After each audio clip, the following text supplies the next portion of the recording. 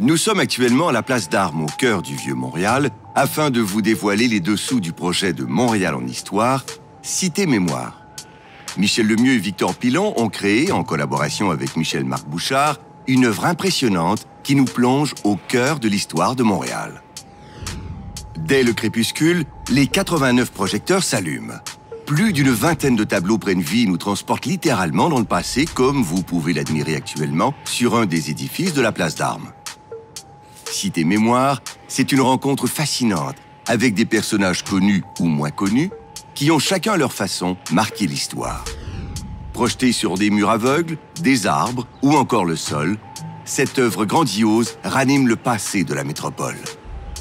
Et pour bien comprendre tous les aspects techniques de cet ambitieux projet, transportons-nous sur un des sites de projection afin de voir à l'œuvre l'équipe de Montréal en Histoire.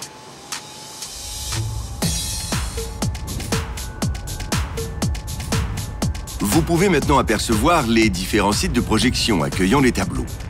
Au terme des installations, en 2017, Cité Mémoire sera présentée sur 23 sites de projection répartis dans le Vieux-Montréal.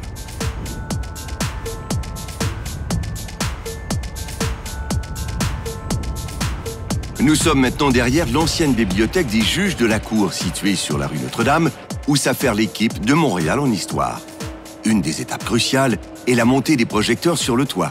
L'équipe doit prendre toutes les précautions afin de sécuriser les équipements et s'assurer que le projecteur arrive intact au sommet. Chaque installation a nécessité le concours d'une douzaine de personnes qui ont travaillé à l'aménagement physique, électrique et réseautique sur une période de 3 mois. Nous y voilà. La délicate montée du projecteur est terminée et l'équipe procède maintenant à son installation, à sa mise à niveau, à son raccordement électrique et à la calibration de ses composantes. Au total, 89 projecteurs d'une puissance de 3000 à 20 000 lumens sont installés sur les 23 sites dans la ville.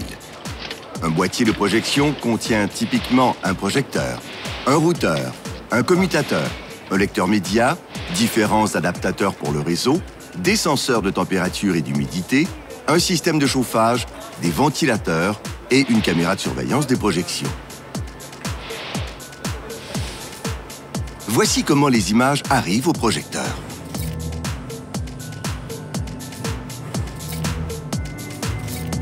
Grâce à un arrimage technologique entre le Palais des Congrès, Montréal en Histoire et Montréal Ville intelligente et numérique, le projet Cité Mémoire a servi d'importants bancs d'essai pour l'installation d'un vaste réseau optique et Wi-Fi dans le Vieux-Montréal. Plus d'une cinquantaine de bornes Montréal Wi-Fi ont été installées à même les infrastructures de la ville. Ces bornes diffusent et reçoivent des données en continu. Les Montréalais et les touristes profitent pleinement du réseau Montréal Wi-Fi depuis son lancement en juin 2015. Fibre Noire a été un joueur clé dans l'implantation du réseau de fibre optique pour Montréal en Histoire, permettant d'alimenter les points d'accès Wi-Fi extérieurs. Au total, Fibre Noire compte un réseau de plus de 4500 km de fibre optique desservant les entreprises du Québec et de l'Ontario, dont 55 km ont servi au projet de Cité Mémoire et alimentent l'ensemble des 23 sites de projection. Le réseau passe par un labyrinthe de tunnels souterrains. Chaque site de projection est relié en fibre optique à la régie. La fibre a été choisie pour sa fiabilité et les rapidités qu'elle offre sur le réseau. Un câble compte en moyenne 144 fibres optiques. Grâce à cette fibre, l'information peut voyager aussi vite que la lumière. Une technologie si efficace que l'information peut faire le tour de la Terre en 7 secondes et demie. Tous les boîtiers sont reliés en réseau à une régie centrale qui contrôle l'activité des équipements. Une deuxième régie installée dans un autre établissement peut prendre le relais automatiquement si la régie centrale tombe en panne. Suite à ce maillage technologique heureux qui a su conjuguer le Montréal du passé au Montréal de l'avenir, la ville étendra prochainement son réseau sans fil public et gratuit Montréal Wi-Fi, et ce, pour le bénéfice des Montréalais et des visiteurs de la métropole. Et qu'en est-il du résultat final? Une série de tableaux tantôt émouvants, tantôt empreints d'humour, qui vous plongent au cœur de l'histoire de Montréal et des gens qui l'ont façonné. À vous maintenant de découvrir Cité Mémoire.